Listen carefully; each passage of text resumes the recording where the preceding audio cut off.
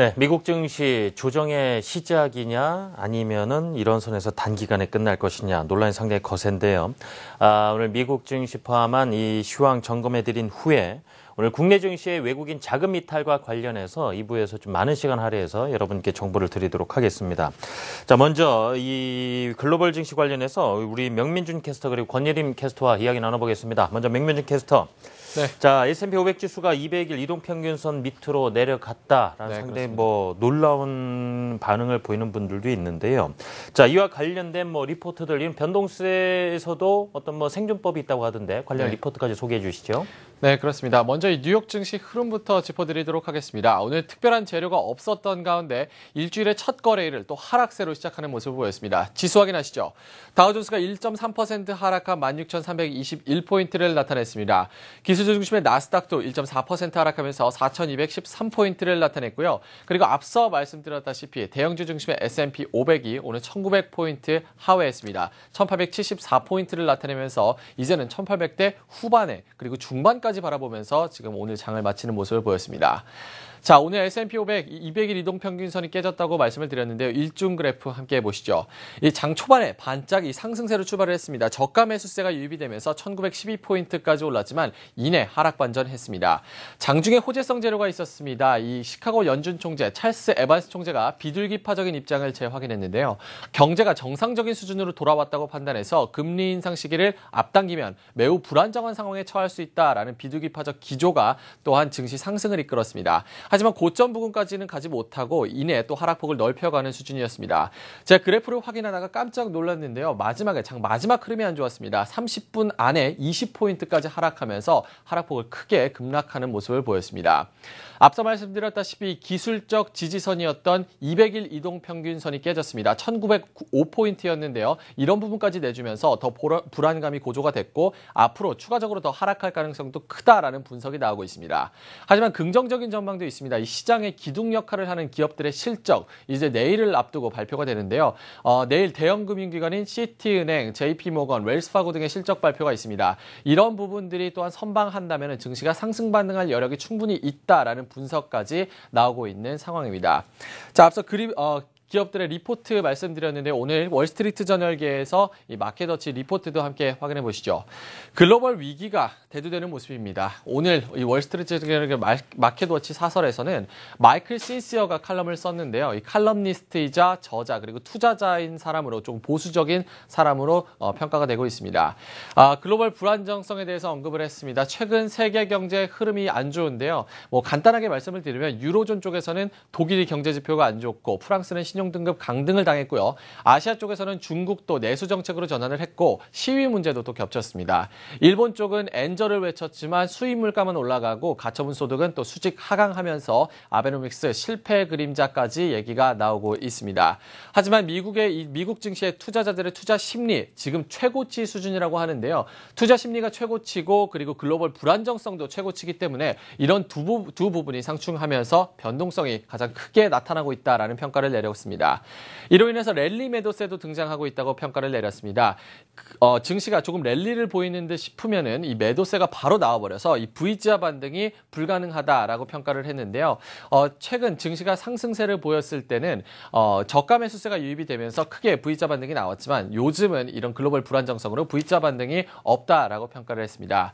이로 인해서 2008년 금융위기 이후 이 방어적 태세를 준비하는 게 옳지 않느냐라는 의견이 나왔습니다. 그로 인해서 지금 저가 매수의 기회를 노리고 들어가는 것이 굉장히 위험하다라고 언급을 했고요. 과거 역사적으로 봐도 그랬듯이 이 하락하는 장세는 미풍처럼 그리고 투자자들이 긴가민가할 때 찾아오기 때문에 이런 부분이 우리가 조심해야 된다라는 평가를 내놨습니다. 자, 그럼 이런 상황 어떻게 타개해 나가야 될까요? 골드만삭스 리포트 봅니다. 이 세계 경제 약세에도 지표들이 보여주듯이 미국 경제가 강한 개선세를 보여주고 있습니다. 이렇게 미국 경제가 튼튼하다라는 의견을 나누고 있기 때문에 내수 매출이 많은 이런 내수주를 매수하기를 추천을 했고요.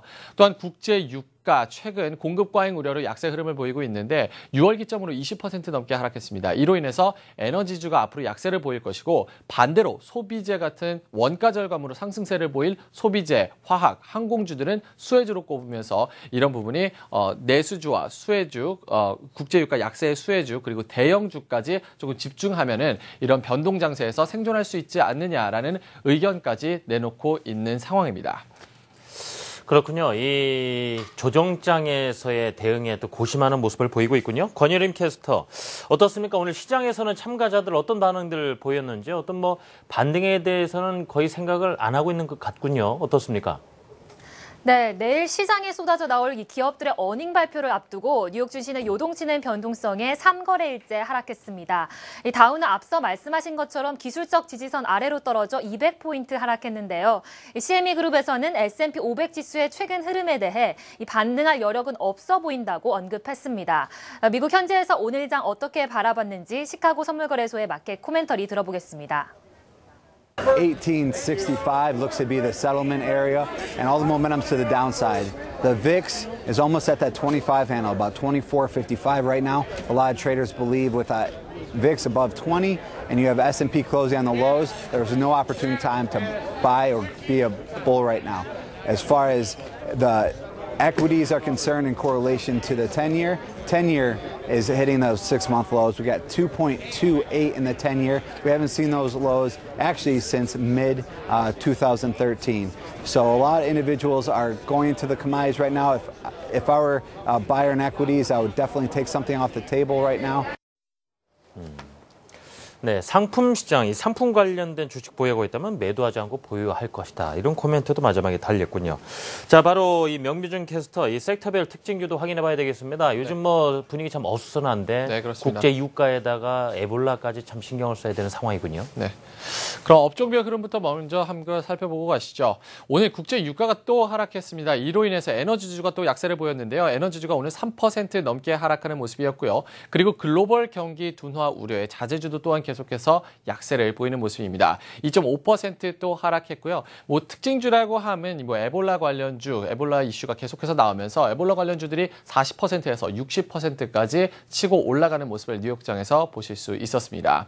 자, 유럽장 흐름도 보시죠. 유럽장은 조금 기분 좋은 흐름을 상대적으로 나타냈습니다. 영국과 독일, 프랑스 모두 상승하는 모습을 보였고요. 4거래일 만에 반등세를 보였습니다. 최근에 낙폭이 너무 과대하다라는 의견이 나오면서 전체적인 상승세로 이끌었고요. 프랑스 같은 경우는 강보합권, 그리고 독일과 영국 같은 경우는 0.2%에서 0.4%까지 치고 올라간 모습이었습니다. 남부 유럽은 혼조세를 보였습니다. 이탈리아와 그리스는 약보합권에서 거래를 마쳤지만 스페인은 상승하면서 좋은 흐름을 이어가는 모습을 보였습니다. 자, 상품 시장 함께 체크해 보시죠. 상품 시장에서 오늘 유가 계속해서 말씀을 드리고 있는데요. 유가가 오늘 또 빠졌습니다. 약보합이지만 그래도 하락세입니다. 지난 주말에 오펙 회원국들의 그 회의가 있었습니다. 유가 하락에 대한 긴급 회의였는데요. 이 회의에서 내부 분열이 있었던 것으로 분석이 나오고 있습니다. 유가 안정화를 위한 감산 결정 가능성이 굉장히 낮다라고 평가가 나오면서 이로 인해서 유가에 미치는 하방 압력도 앞으로도 더 강화될 전망이다라는 외신들의 분석까지 나오고 있는 상황입니다. 브렌트유는 1.4% 빠졌고요. 금값은 오늘 0.68% 상승하면서 마감했습니다. 자, 오늘 달러 강세 조금 주춤하는 모습을 보였습니다. 전 세계 경기 둔화 우려로 연준의 금리 인상 시기가 늦춰질 것이라는 전망이 파졌습니다. 이로 인해서 달러화가 유로화와 엔화에 대해서 조금 약세를 나타냈는데요. 달러 인덱스가 현재 85레벨대 중반대를 나타내고 있고 엔달러 환율은 달러당 107엔대에서 거래가 되고 있는 상황입니다. 자, 끝으로 눈길 가는 SNS도 확인해보고 싶은데요. 권예림 캐스터, 뭐 증시, 유가, 에볼라 관련한 SNS 하나씩 소개해 주신다고요? 네, 우선 썬다이얼 캐피털 리서치 대표인 제이슨 고에퍼트가 S&P에 대해 재미있는 사실이라며 트윗을 남겼습니다. S&P 지수 3거래일 연속 1% 하락세를 보였는데요. 최근 수개월간 흐름을 보면 월요일에 12번 하락했고 수요일에는 다시 번 반등했다고 언급했습니다. 다음은 오늘 국제유가 오펙이 원유 감산에 합의하지 못할 것이란 전망에 하락했습니다. 뉴욕 상품거래소에서 11월 인도분 WTI가 배럴당 85.74달러를 기록해 2012년 12월 이후 최저가였는데요. 이 러시아 모스크바 시장 전문가인 탐 바트는 오펙이 2년 동안 유가 80달러 수준은 문제 없다고 밝힌 사실을 언급했습니다. 이어 러시아 정부가 국제 유가 배럴당 100달러 수준을 유지한다는 전제에서 이미 예산안을 정했다고 덧붙였는데요. 하지만 러시아 정부 수입의 절반이 원유와 가스 판매에서 나오는 것을 고려해봤을 때 유가가 배럴당 1달러만 떨어지더라도 러시아는 약 23억 달러의 세수가 줄어드는 타격을 입는다고 외신은 전했습니다. 마지막으로 어니스트 크룩 대표인 마크 크룩이 에볼라주에 대해 트윗했습니다. 최근 에볼라 바이러스 공포가 점점 커지면서 에볼라주들이 집중 조명받고 있죠. 그중 방호복 제조사인 레이크랜드 인더스트리와 마스크 제조업체인 알파 프로테크의 거래량이 사상 최고치였습니다. 반면 S&P는 크게 하락하며 호된 대가를 치렀다고 마크 크룩은 표현했는데요. 이 마지막 줄 보시면 에볼라주가 쇼트 스퀴즈 하기에 완벽하다라고 언급했습니다. 이 쇼트 스퀴즈는 이 투자자들이 주가 하락을 예상하고 공매도를 했지만 이 손실을 입거나 예방하기 위해 다시 주식을 사야만 하는 상황을 일컫는데요. 현재 상승에 베팅한 투자자들이 최근 증시 하락세에 힘을 잃고 있는 가운데 다시 에볼라주에 투자라는 의미를 갖고 있습니다. 네, 그렇군요. 오늘은 여기까지 듣겠습니다. 두 분 수고하셨습니다. 네, 고맙습니다. 감사합니다.